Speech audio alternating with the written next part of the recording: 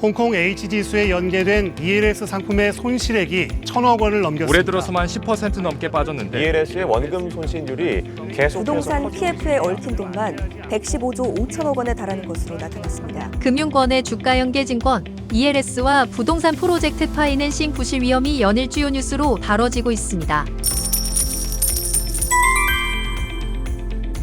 홍콩 H지수를 기초자산으로 넣은 ELS 만기가 올해 돌아옵니다. 상반기에만 10조 2천억 원, 연간으로는 15조 4천억 원 규모로 총 손실액이 약 7조 원에 달할 수 있다는 전망도 나오고 있습니다.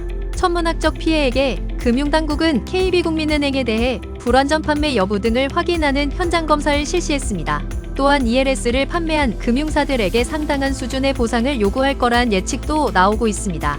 과거 파생결합펀드, DLF 사태나 나임 사태에서도 금융당국은 피해자 보상을 요구했고 금융사들은 울며 겨자 먹기로 돈을 내놔야 했습니다. 고령층 최초 투자자에게 가장 많은 보상률을 적용하는 등 차등 보상이 유력할 것으로 보입니다. 최대 보상률은 지난 2019년 독일 국채금리 연계형 파생결합펀드 DLF에서 대규모 손실이 발생했을 때처럼 70에서 80% 수준에 이를 수 있습니다. 금융권 관계자는 아마 평균 보상률이 50%를 넘을 것이라고 내다봤습니다. KB국민, 신한, NH농협, 하나, 우리은행 등 5대 은행의 홍콩 ELS 판매 잔액은 총 14조 8천억 원입니다. 손실률 50%에 손실금 50%를 보상한다면 5대 은행이 물어줘야 할 돈은 약 3조 7천억 원으로 추산됩니다. 더불어민주당 이용우 의원실 자료에 따르면 2021년부터 2023년 5대 은행의 홍콩 ELS 판매 수수료 수입은 1,866억 원으로 자치펀드 내 20배가량이 보상금으로 나갈 위기에 닥친 것입니다. 증권사들은 부동산 PF로 골치를 앓고 있는 상황입니다.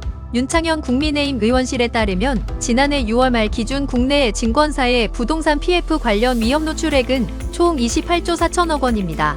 증권사들 PF 대출 연체율은 15.88%로 이미 위험 수준입니다. 최근 전국 각지에서 미분양이 빈발하고 있어 피해 규모가 눈덩이처럼 불어날 위험성이 높습니다. 은행과 증권사가 위험에 처한 데는 ELS를 너무 많이 팔았고 부동산 PF를 너무 많이 한 결과입니다. 정기예금 금리가 연 1%대 수준이던 저금리 시대에 연 4% 이자를 제공하는 ELS의 인기는 매우 높았습니다. 그러나 잘 팔린다고 쭉 이어가다 결국에 위험에 처한 것입니다. 문재인 정부 시절 집값이 폭등했으니 부동산 PF도 크게 성행했습니다. 당시 부동산 PF는 증권사 등에서 안전하면서 수익률도 높은 투자수단으로 각광받았습니다. 하지만 규모를 마구 늘린 탓에 부실을 감당하기 힘들어지게 된 것입니다. 호황기의 불황을 대비하라는 격언이 있습니다. 시장 흐름은 언제든 변할 수 있습니다. 호황기라고 지금 잘 나간다고 해서 무작정 많이 팔거나 대출 규모를 늘리는 건 도박에 가까운 일입니다. ELS와 부동산 PF는 오히려 호황기에 리스크 관리에 더 신경 써야 한다는 교훈을 남겼습니다. 지금까지 경제적 자유를 추구하는 돈주머니였습니다.